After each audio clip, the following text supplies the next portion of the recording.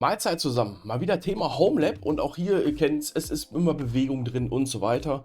Und letztens hatte ich einen Defekt an einer meiner SanDisk Ultras. Und da steht da überhaupt drauf, ja, auf meiner SanDisk Ultra, die war einfach null lesebill mehr. Null. Da ging gar nichts mehr. Weder im PC, weder im HM90, weder im HM80, da ging gar nichts mehr. Kurzer Erfahrungsbericht. Ich habe einfach bei SanDisk, alias Western Digital, ein RMA-Ticket aufgemacht. Die ganze E-Mail-Kommunikation hat so gedauert 2 Tage in etwa. Die wollten nochmal, dass ich so ein Technical Report Script Tool irgendwie ausführe, wo ich aber einfach geantwortet habe, ey, kann ich nicht machen, weil das Ding ist nicht mehr lesbar, kein Problem. Habe ich UPS-Ticket bekommen, UPS-Ticket abgeschickt. 2 Tage ging nach Polen, ungefähr 1 Tag in Polen Bearbeitungsgebühr und dann ging es ungefähr 1 Tag später einfach eine niegelnagelneue, war auch eingeschweißt und sonst was alles, nagelneu. Steht auch drauf, 0 Stunden, wie ich gesehen habe, an mich heraus, also war gar kein Problem. Deswegen hier ganz kurzer Bericht, hat wunderbar funktioniert. Also lasst euch nicht verarschen, dass ihr über den Hersteller geht, über euren Einkauf, wo ihr es gekauft habt, Mediamarkt oder keine Ahnung wo. Macht's einfach direkt darüber, das funktioniert immer ganz gut und lasst euch nicht abschrecken von diesen langen, elendigen englischen E-Mails oder sonst was. Einfach dreimal lesen, was die wollen, vielleicht auch einfach mal sagen, nein, kann ich nicht oder so. Dann geht das eigentlich in der Regel sehr, sehr gut. Bezahlt habe ich natürlich erstmal soweit gar nichts. Was habe ich jetzt mit euch überhaupt vor in diesem Homelab-Thema? Wie die sich so ein bisschen auskennen, die so ein bisschen mich verfolgen, bekommen mit, dass ich ja im Homelab, auch das Bild ist nicht mehr ganz aktuell, in Fusselmalz, HM90, HM80 stehen habe und die beiden so ein bisschen im Non-Cluster-Betrieb ja, so vor sich her dümpeln. Das sind so meine 2 aktiven Maschinen, die hier mein ganzes Homelab wuppen. Gerade besonders hier die Docker Int 01 Maschine. Und da laufen hier mein KeyPass drüber, mein interner Überwachungsserver und so weiter und so weiter. Und das Ganze will ich ganz gerne so ein bisschen mal aufplustern, immer noch weiter im Non-Cluster-Betrieb laufen lassen, sodass die beiden wirklich einfach als Single-Stream dastehen. Und habe mir jetzt mal Folgendes gedacht. Bevor ich jetzt in beide meine SSDs reinknalle, werde ich jetzt in jeweils einen von den beiden eine SSD reinschmeißen, die halt lokal automatische Snapshots machen mit den Daten, die da liegen haben. Das ist jetzt erstmal noch so ein Ding, okay, was liegt denn nachher da drauf? Lassen wir erstmal beiseite. Aber die machen erstmal lokal Snapshots, das heißt, wenn ich mal irgendwo ran muss, okay, habe ich die Snapshots da. Und dann im zweiten Step werde ich hingehen und werde diese Daten einfach replizieren. So, jetzt habe ich mir ja quasi geschaffen, dass ich keinen RAID mehr habe, keinen Mirror mehr habe. Das heißt, meine Daten wären halt eben unsafe sozusagen auf einer Seite. Ich könnte mir natürlich auch 2 weitere SSDs holen und dann sozusagen das Gespiegelte jeweils wegspiegeln, aber das macht so wenig Spaß. Lasst uns lieber mal irgendwas basteln. Das heißt, jeweils eine SSD, wir machen Snapshots und im zweiten Fall oder im zweiten Case gehen wir hin und werden diese Snapshots einfach auf die gegenüberliegende Seite replizieren. Dann haben wir wieder quasi unseren Spiegel. Und da wir ja immer, und nicht vergessen, da wir ja immer über irgendwelche virtuellen Maschinen reden und immer über irgendwelche virtuellen Maschinen reden, sind diese natürlich im Fall vom Case relativ schnell einfach wieder recoverable. Wir brauchen nur uns den Snapshot nehmen, den wir auf die andere Seite geschoben haben und können dann einfach unsere virtuellen Maschinen wieder anstarten, weil sie sind ja ganz normal, die Datasets sind ja ganz normal da und zusätzlich und sind unsere virtuellen Maschinen ja sowieso immer, na toll, jetzt hat er uns ja ausgeloggt, klar, ich habe eben neu gestartet, sind unsere virtuellen Maschinen ja immer im PBS verfügbar. Darüber mache ich halt eben meine Backups von den virtuellen Maschinen. Das heißt, selbst wenn mir HM80, HM90, was auch immer abstürzen sollte, kann ich immer noch hier eben mal eben irgendwo mir ein IT-Stück rausholen und aus dem Proxmox Backup Server mir die Daten halt eben rauspulen. Das ist das kleinste Übel, denn von hier aus werden wir irgendwann mal das Ganze auch auf Remote wegschieben. Das heißt, wir haben die Daten auch nicht mehr nur noch hier, sondern halt eben auch noch irgendwo anders. Und dann haben wir gar kein Problem mehr. Also, naja, egal. Das werden wir jetzt erstmal ganz kurz aufbohren. Für euch zum Status. Im HM80, muss ich gerade selber überlegen, im HM80 ist bereits die SSD drin. Ne, da läuft auch schon so ein paar von meinen Backup-Sachen laufen da gerade momentan hin. Aber ich habe jetzt gerade eben die neue SSD frisch in den HM90 reingeschmissen. Und die werden wir jetzt erstmal aufnehmen und uns dann um das ZFS Auto-Snapshot-Thema einmal kümmern. Denn das ist nämlich relativ interessant und da muss man nämlich 2, 3 Sachen wissen. Aber wenn man es weiß, ist das ziemlich einfach. So, die SDA ist gerade frisch eingebaut. Wirklich, vor 5 Minuten haben wir hier irgendwo ein Uptime oder sowas. Uptime, Summary. Guck mal hier, Uptime. 9 Minuten gerade mal her. Habe ich die gerade wirklich eingebaut und das war's. So, unter ZFS sagen wir jetzt einfach mal neu, SSD und dann sage ich hier extra mal HM90. Wichtig, warum mache ich das immer? Auch vielleicht für euch mal ganz wichtig, in so Datastore-Namen. Einfach mal einen Namen verbergen, in welchem System steckt die Scheiße denn drin. Denn wenn ihr nachher mal irgendwann in eurem Monitoring seid und irgendwelche Fehler im Monitoring, Fehler im Syslog auftauchen, könnt ihr viel schneller zuordnen, zu welchem System gehört das Ganze denn. Und ihr müsst nicht erstmal gucken, von wo kommt das. Wenn man so ein bisschen doppelt gemoppelt hat, dann weiß man auch einfach, worüber man spricht direkt. Und in dem Falle ist es jetzt einfach die SSD im HM90. Ne? Das könnte man noch weitermachen, SSD in 1, also im Slot 1 oder irgendwie sowas. Aber für mich reicht das jetzt erstmal, dass ich es weiß, alles klar. Es handelt sich hier um eine SSD, die im HM90 drin hängt. Ist einfach nur so eine Idee. Jeder macht das anders, die Konzepte. So mache ich es jetzt in diesem Fall und deswegen machen wir es einfach mal. Archive 12 habe ich mal irgendwann mal nachgeguckt, weiß ich, war für die SSD und SanDisk irgendwie auch das Richtige. Und ganz ehrlich, ich glaube, wenn man so über den Daumen das Ganze nimmt, ich glaube, bei den normalen Consumer SSDs und NVMEs ist es, glaube ich, immer Archive von 12 oder 13. Ne? Und ja, selbstverständlich, Compression wollen wir haben. Gerade das im ZFS, wir haben genug RAM, wir haben genug CPU-Power. Ne? Wie immer noch, die HM90, HM80-Kisten, die saugen sich unter 10 Watt, wenn dann nichts passiert.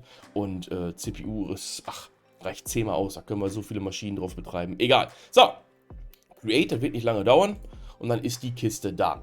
Schönerweise hängt ja Proxmox uns die Kisten natürlich auch direkt ein. Da gucken wir einmal kurz drauf, was er hier macht. Ne, der sagt hier auch wirklich Disk Image und Container HM90 eingehängt, SynProvision nicht angeklickt, Block-Size nicht angeklickt, alles cool, können wir erstmal so lassen. Ist erstmal der ganz normale Standard, den wir haben wollten. Interessant wird es jetzt erst, wenn wir, ihr seht schon, da habe ich mal so ein bisschen rumgepoolt, mit ZFS Auto Snapshots eben so ein bisschen rummachen. Ganz wichtig, es lässt sich ganz einfach installieren. Wir gehen mal auf den HM90, weil der ist natürlich ganz frisch jetzt. So. Gehen wir mal drauf und installieren das Ganze. Ist ja hier in Debian, also ZFS Auto Snapshot. Klar, ihr seid natürlich abhängig davon, dass ZFS auf der Kiste installiert ist. Aber das war's sonst auch. Ihr braucht einfach nur ZFS Auto Snapshot. Was ist jetzt das Wichtige und was muss man jetzt bei ZFS Auto Snapshot verstehen? Erstens generell muss ich erstmal sagen, ich finde es erstmal so einen richtigen Abfuck-Move, dass ZFS Auto Snapshot default technisch erstmal komplett online ist. Und das zeige ich euch ja als allererstes, bevor wir hier in die Cron-Jobs reingehen, dass das Ganze nämlich immer aktiv ist. Einmal Z-Pool Status, da sehen wir nämlich jetzt auch ganz normal unseren SSD HM90 Pool, den wir gerade eben hinzugefügt haben. Und wenn wir jetzt hingehen unter ZFS Get All, kriegen wir ja alle möglichen Optionen angezeigt, von allen möglichen Z-Pools, die wir hier drin haben und so weiter. Und es gibt aber auch, und das finde ich so ein bisschen, wie soll ich sagen, doof will ich nicht sagen, auch dafür gibt es sicherlich Lösungen, gibt es sogenannte, ich sage jetzt mal versteckte, die verstecken sich nämlich unter, hier seht ihr es ganz klein, Sun Auto Snapshot Monthly False. Hier haben wir es auch nochmal, Sun Auto Snapshot und so weiter. Und genau den suche ich jetzt, genau den will ich nämlich haben. ZFS Get Auto Snapshot. Und da haben wir ihn jetzt. Da steht nämlich jetzt keine Value drin. Und bei keiner Value bin ich mir relativ sicher, dass der dann nämlich schon automatisch auf True setzt for all. Und der macht ja so eine Art Inherit, also eine Vererbung. Und wenn ich jetzt das überall auf Auto drin stehen habe, Auto, dann würde er jetzt überall Snapshots machen. Was ich überhaupt gar nicht will. Denn meine Daily Cron Snapshots und Hourlies und sonst was sind nämlich standardgemäß durch die Installation überall an. Das will ich erstmal nicht. Ich will ja nachher selber, dass ich überhaupt selber austaxiere, okay, wo möchte ich das Ganze denn auf Monthly, Weekly, Daily, Hourly und so weiter halt eben anhaben. Deswegen gehe ich jetzt als ersten Step hin und deaktiviere das Ganze erstmal. Das heißt, ZFS Get Auto Snapshot setzen wir hier erstmal auf False. Und sagen nicht get, sondern sagen set. Und dann sagen wir hier, hoffentlich kann ich alles sagen, wahrscheinlich nicht, SSD HM90, bumm. Damit hat er das Ganze jetzt erstmal gesetzt. Und das Ganze werde ich jetzt auch erstmal noch auf diesem R-Pool machen. Klick. Jetzt holen wir uns das Ganze nochmal. Zack. Und jetzt haben wir überall False. Das war jetzt das Wichtigste. Ich habe es jetzt hier oben auf SSD HM90 gesetzt und auf R-Pool auf False gesetzt. Und hier die anderen, seht ihr ja, ist Inherit, also in der Vererbung hat das halt eben auch auf False gesetzt. Somit wird jetzt erstmal generell Auto Snapshot nicht gemacht. Jetzt gibt es noch einen kleinen Clou, den wir halt eben einfach mal wissen müssen und den habe ich euch gerade eben schon gezeigt. Es gibt nochmal so Unterversteckte, die er einfach nicht erstmal anzeigt und das sind die sogenannten Frequent, Hourly, Daily, Weekly, Monthly. Lasst uns die mal angucken. So, gehen wir mal rein. Get Frequently. Hießen die Frequently oder Frequent? Ich weiß es gar nicht. Da haben wir sie. Frequent. Was soll ich jetzt sagen? Die sind alle standardgemäß an, aber auch wahrscheinlich durch diese Nachinstallation setzt er die halt eben nicht. Und dadurch sind die jetzt erstmal, ich sage jetzt mal vorsichtshalber an. Deswegen müssen wir die Scheiße jetzt erst einmal ausschalten. Finde ich ein bisschen doof, ist aber so. Ich hole mir mal eben hier ein Notepad. Hole mir mal meinen Befehl, den ich haben will. So, das ist der hier. Frequent. Zack. Füge die da ein. Und das bauen wir uns jetzt erst einmal ein. So, Frequent gleich False.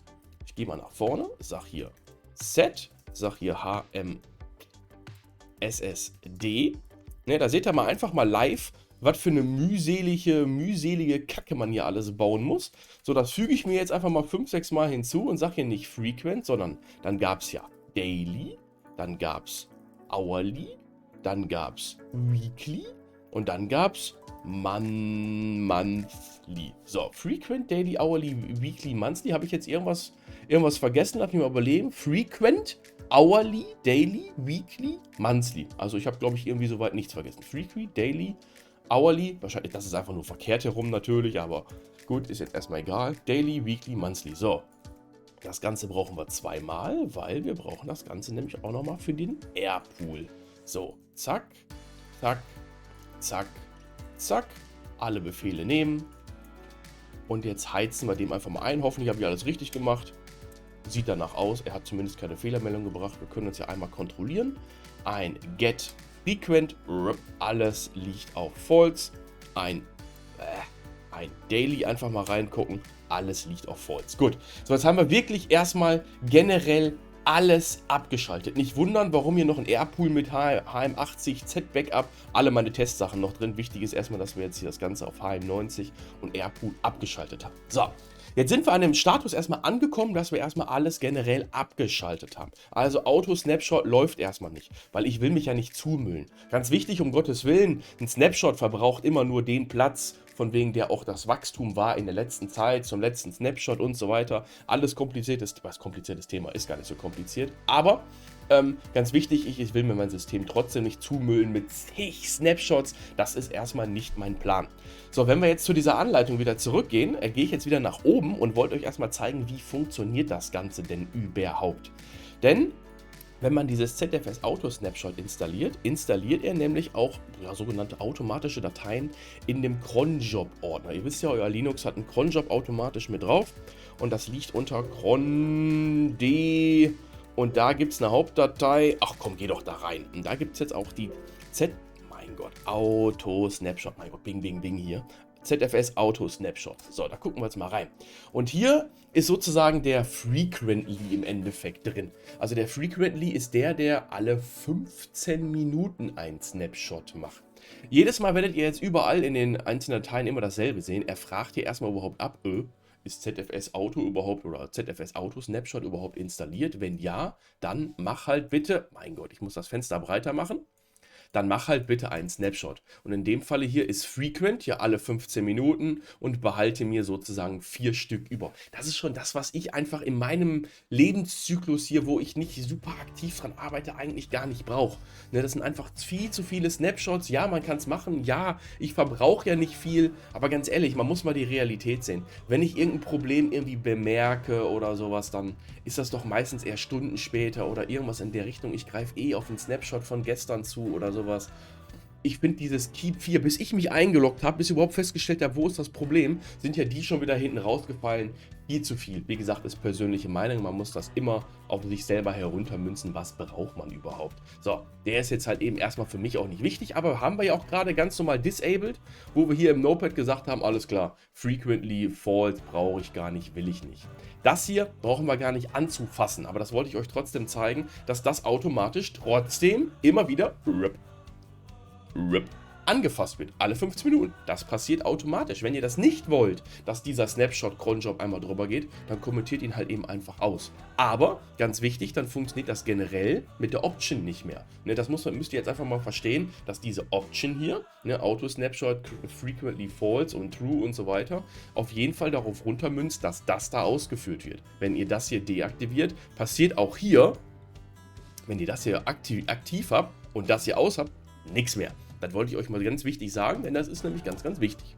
So, jetzt gibt es natürlich noch viel, viel mehr. Jetzt gibt es natürlich die Cron Hourly. Da gucken wir wieder rein und da gibt es auch wieder den ZFS Auto Snapshot. Und da steht wieder genau dasselbe drin und genau an dieser Stelle gebt ihr im Endeffekt auch an, was das Tool ZFS Auto Snapshot für Snapshots rückhalten soll. Und ab dann fängt ihr natürlich auch an, sozusagen wieder rauszulöschen. Also hier sind jetzt die Hourlies, da macht ihr jetzt wirklich jede Stunde und ja, wenn ihr irgendwann mal, und das ist das Wichtigste, was ich immer so ein bisschen ätzend finde, wenn ihr dann immer mal sagt ZFS Liste Snapshots, die Liste ist nachher, ihr könnt gar nichts mehr lesen, solange, wenn da überall frequently, hourly, daily, weekly, richtig, richtig ätzend. Da könnt ihr zumindest sagen, was ZFS Auto Snapshots an Snapshots zurückhält. Das kann man an dieser Stelle machen. In meinem Falle jetzt, ja, ich will ganz gerne Hourlies machen, aber brauche ich 24? Ich weiß nicht. Ich lasse es jetzt einfach mal da drin stehen. Weil ich sage, ach, Hourlies wären schon nicht schlecht. Und bei mir wären auch Dailies nicht schlecht. Deswegen, ich lasse es einfach mal auf Default. Austaxieren muss ich es nachher sowieso einfach mal. So, und das Ganze gibt es natürlich, will ich euch gar nicht bis zum Ende zeigen, natürlich auch hier für Daily. Da ist dann auch wieder diese Datei drin und da steht dann halt eben 31.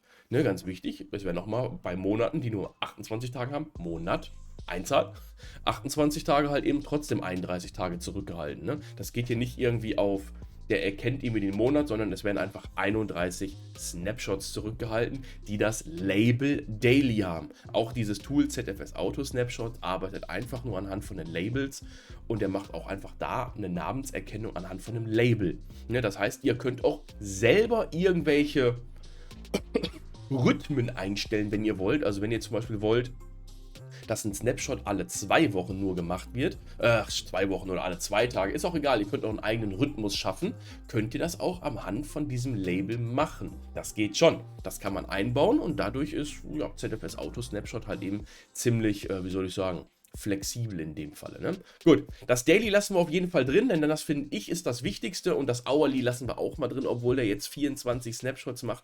Ist erstmal egal. Ich könnte das Ganze auch ummünzen, dass der das nur alle 4 Stunden macht, was weitaus ausreichen würde, aber egal.